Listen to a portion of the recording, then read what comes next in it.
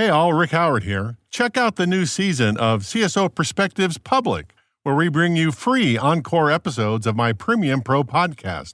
If you like what you hear, make sure you subscribe to CyberWire Pro to hear the latest episodes. It's just $10 a month or $99 for an annual subscription. A small price to pay to make sure you stay aware of everything going on in cybersecurity. Plus, it's ad-free. That means no commercials. And you know me, I hate commercials. Visit thecyberwire.com/pro to subscribe. That's thecyberwire.com/pro. This episode of the CyberWire is made possible in part by SpyCloud. Stolen data circulating on the criminal underground is fuel for data breaches, account takeover, ransomware attacks, and online fraud. Your biggest security risk might be a breach or malware infection outside of your control that leaks the data of your users. SpyCloud constantly recaptures and analyzes new data from the criminal underground, powering solutions that proactively protect over 2 billion employees and consumers worldwide. Learn how to make recaptured data your best defense at spycloud.com/cyberwire. That's spycloud.com/cyberwire.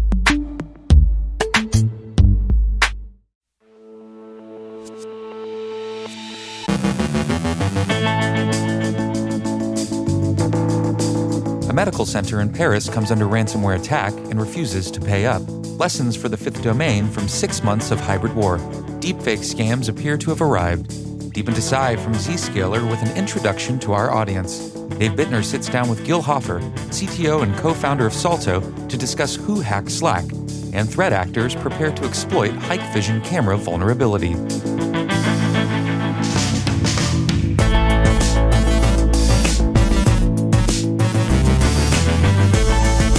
From the CyberWire studios at Data Tribe, I'm Trey Hester, filling in for Dave Bittner with your CyberWire summary for Wednesday, August 24th, 2022.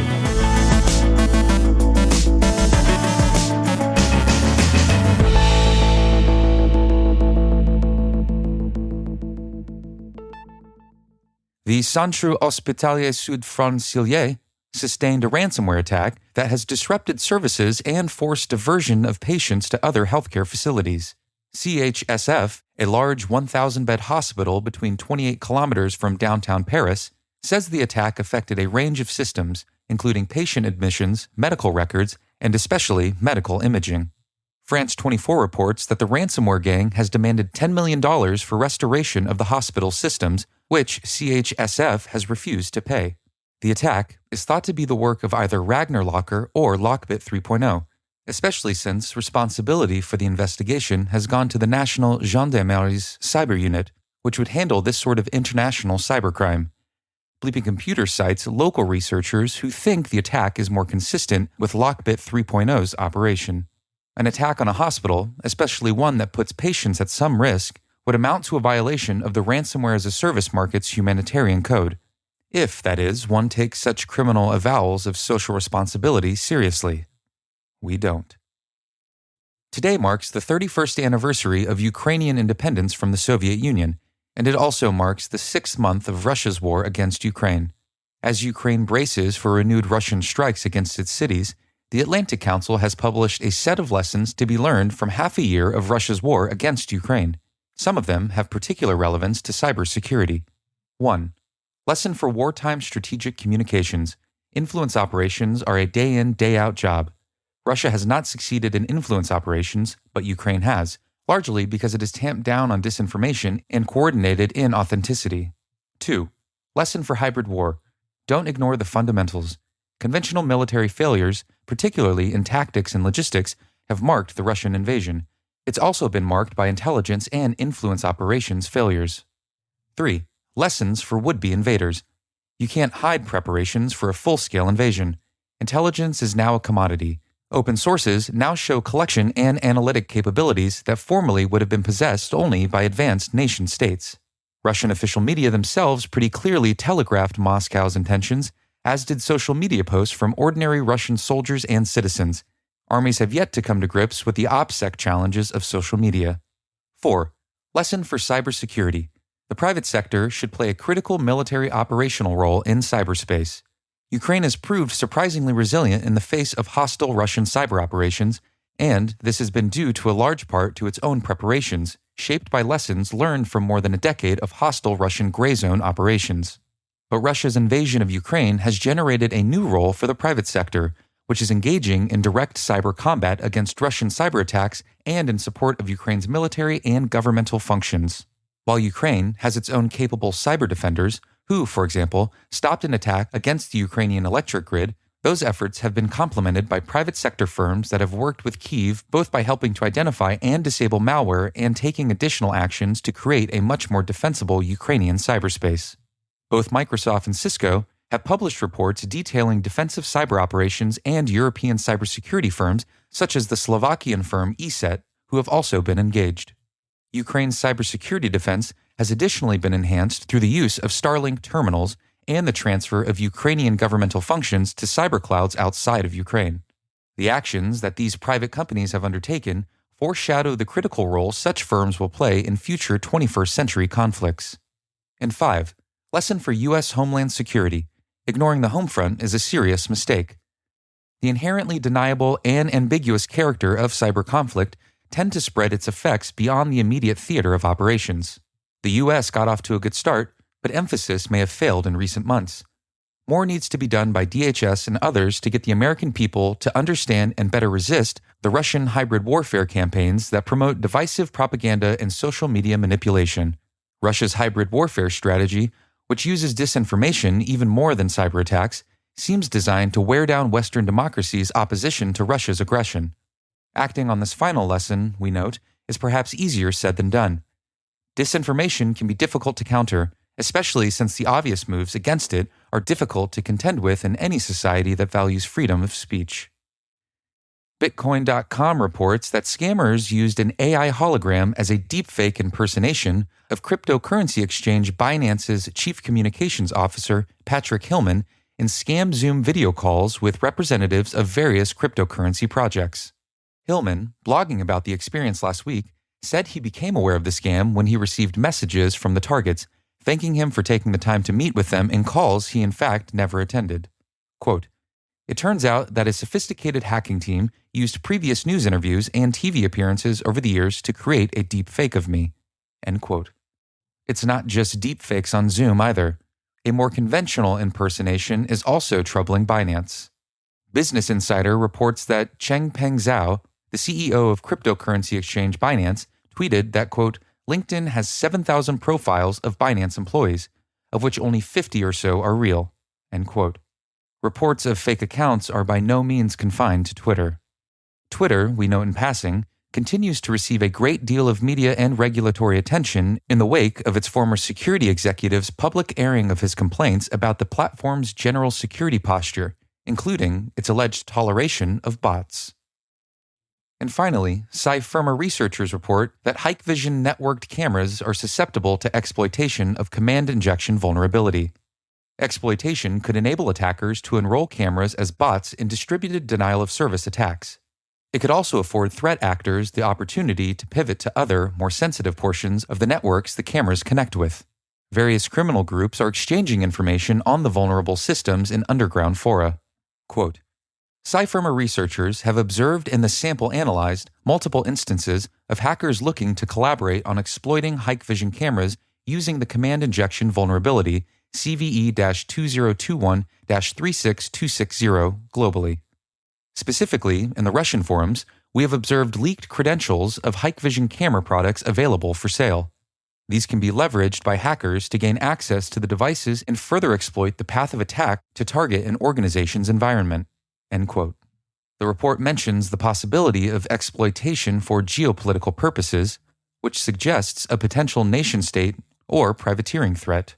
Paul Bischoff, privacy advocate for Comparitech, wrote to explain some of the difficulties involved in security devices like networked cameras.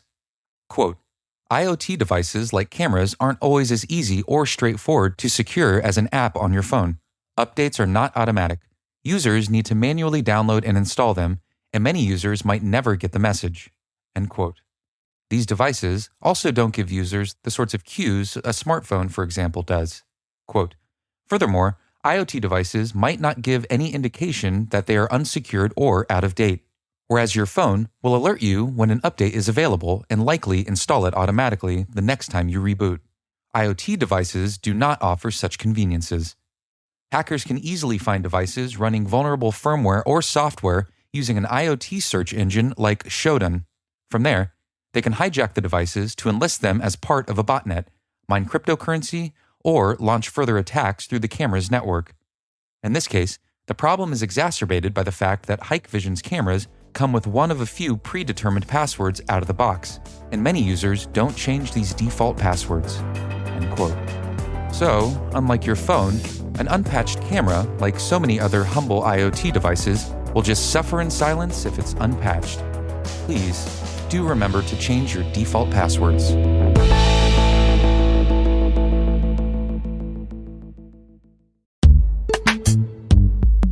And now, a word from our sponsor, Recorded Future. Staying one step ahead of the rapidly evolving threat landscape requires a constant flow of daily intelligence. To stay up to date on everything happening in the world of cybersecurity, join over 50,000 other security professionals who subscribe to the Cyber Daily. With daily email updates on the latest cybersecurity news, top threat actors, exploited vulnerabilities, suspicious IP addresses, and more, the Cyber Daily is the first thing security professionals check every morning. To learn more and subscribe for free, go to recordedfuture.com/cyber-daily. And we thank Recorded Future for sponsoring our show.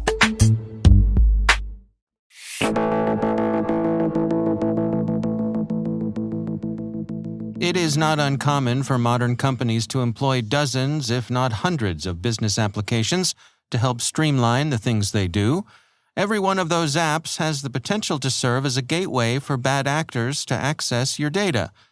Gil Hoffer is CTO and co-founder of Salto, an organization looking to centralize the management of software-as-a-service applications. Any business today is using a very large collection of business applications in order to run their business. Anything from Salesforce to run the sales processes, to NetSuite for finance, to Jira for engineering task management, to Slack for collaboration, etc., etc. So you'll have anything from a few tens to many hundreds of those business applications, which are basically the highly distributed back office system for a modern company. And in order for those companies to actually utilize those business applications, they need to customize or configure or extend all of those business applications or platforms to fit their actual business needs. And the thing is that those platforms tend to be highly customizable in many cases, which makes it very easy to make mistakes. And as you well know, such configuration mistakes, we know them for tens of years from infrastructure. They create a very, very significant attack surface for systems.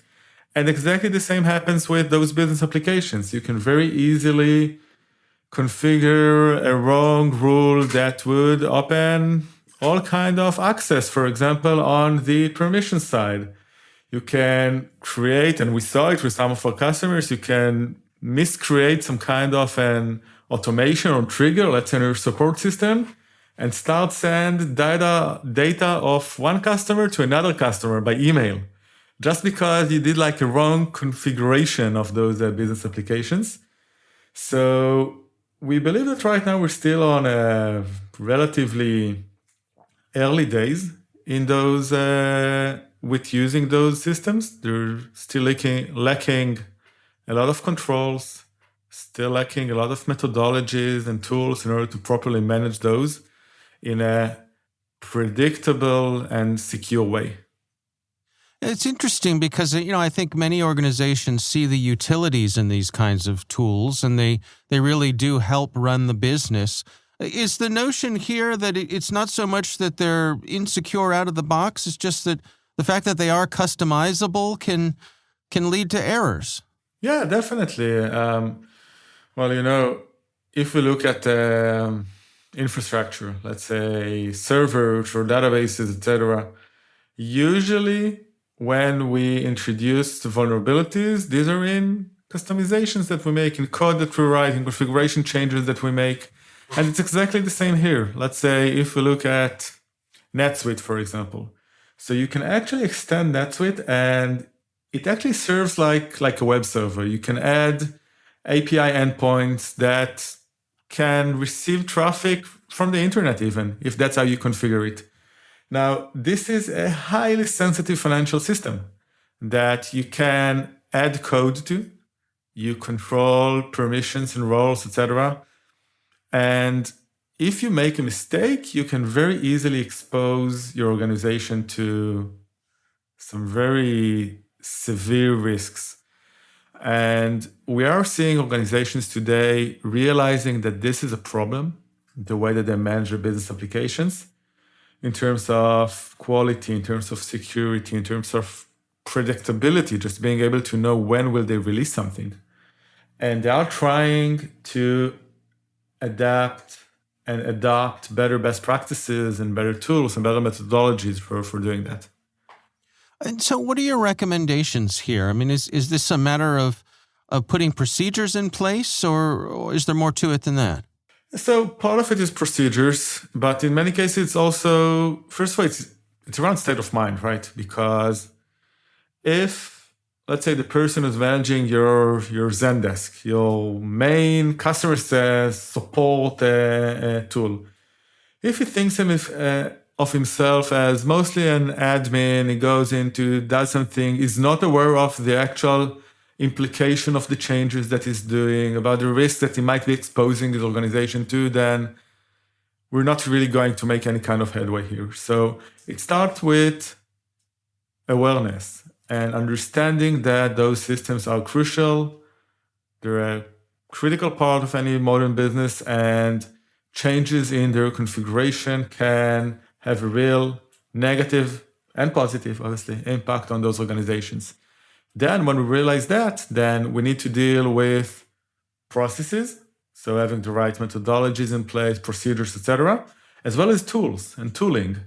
And there are ways today, some emerging ways to actually use tools which are more similar to, let's say, the infrastructure as code type of tools from, let's say, Terraform, these kind of tools from infrastructure.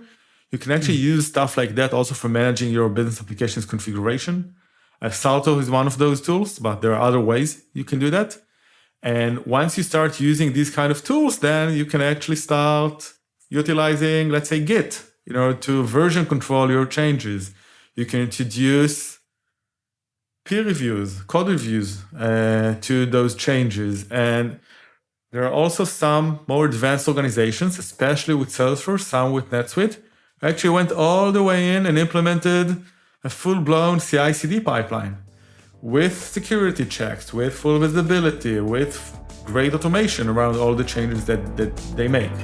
So I would say that it starts with awareness, continues with procedures and processes, and which would require tooling in many cases. That's Gil Hoffer from Salto.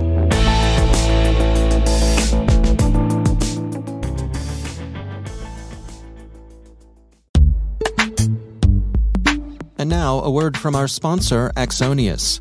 Too many cybersecurity assets and SaaS apps, not enough visibility? Enter Axonius.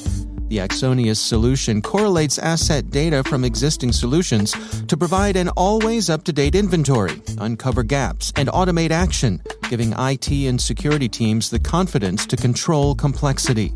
Visit axonius.com/cyberwire to learn more and try it free. That's axonius.com/cyberwire. And we thank Axonius for sponsoring our show.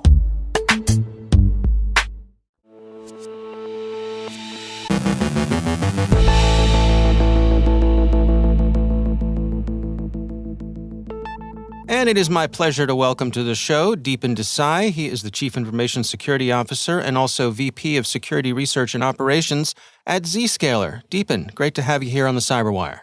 Thank you, Dave, for having me. So I want to take this opportunity to, first of all, welcome you. We're going to be talking regularly, you and I, here as part of our partner segments that we do here. But I wanted to take this opportunity to introduce you to our audience, allow you to share a little bit about yourself for folks who may not have been introduced to you. Great. No, happy to do that. So as you mentioned, I'm the global CISO and head of security research here at Zscaler. I've been with Zscaler for a little over 8 years. My primary responsibilities involve running the global security research operations, as well as working with our product groups to ensure that our platforms and services are secure. I've been involved in the field of cybersecurity for past 17, 18 years now. And prior to Zscaler, I was in security leadership roles at Dell SonicWall.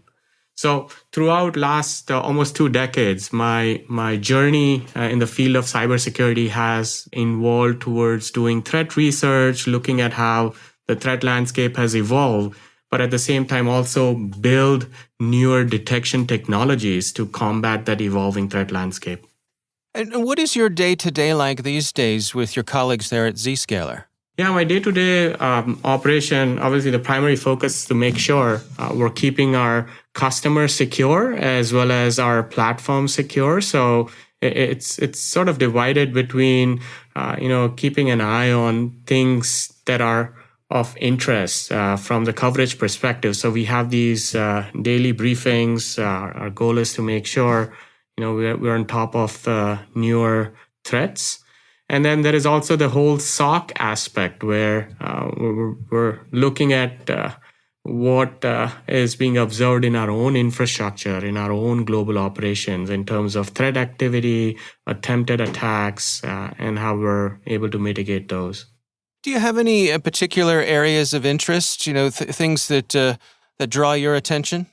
Yeah, I'm really interested in, so as part of my role, I also get to talk to a lot of security leaders around the globe. And I'm really passionate about helping many of these organizations drive the digital transformation that we're all experiencing. And it's fundamentally driven by the whole zero trust architecture initiative. Right. And that's one thing that I'm really passionate about, where helping these organizations go through that journey, improve their security posture in order to be in the best possible security posture to defend against ransomware threats, supply chain attacks, things that we're seeing today as part of our daily tracking activity.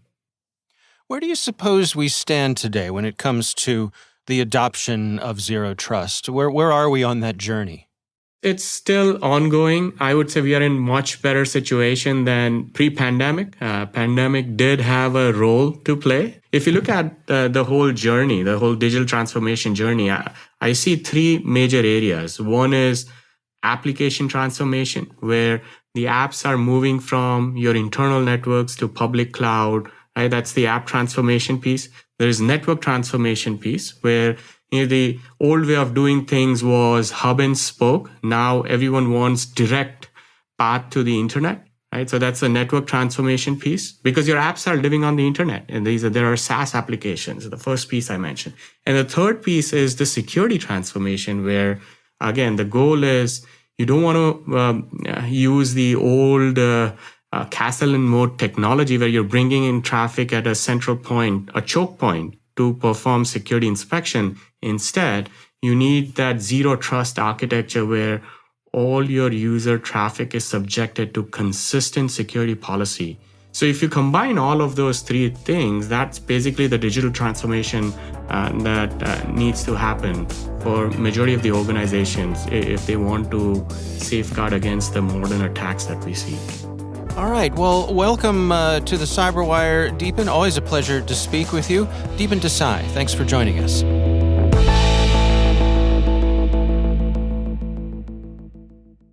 Thanks to all of our sponsors for making the CyberWire possible, especially our supporting sponsor, Devo, whose cloud-native logging and security analytics platform is built to transform security operations for today and beyond. Visit devo.com to learn more.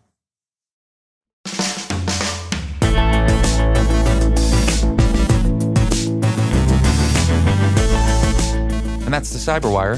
For links to all of today's stories, check out our daily briefing at thecyberwire.com. The CyberWire podcast is proudly produced in Maryland out of the startup studios of Data Tribe, where they're co-building the next generation of cybersecurity teams and technology.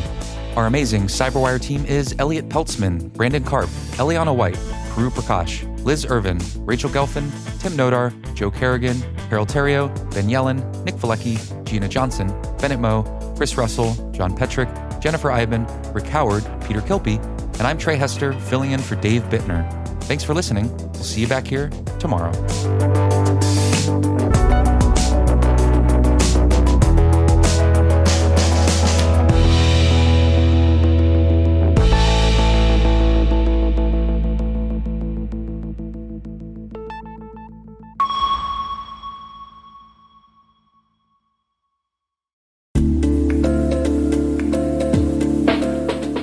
Hi, this is Jen Iben.